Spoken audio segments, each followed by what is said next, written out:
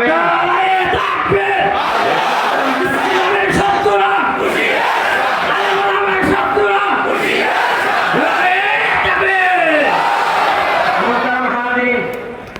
আমি অল্প সময় আলোচনা করব, শুধু আপনাদেরকে এই কথা বলতে চাই, আমরা মুসলমান কিনা বলেন?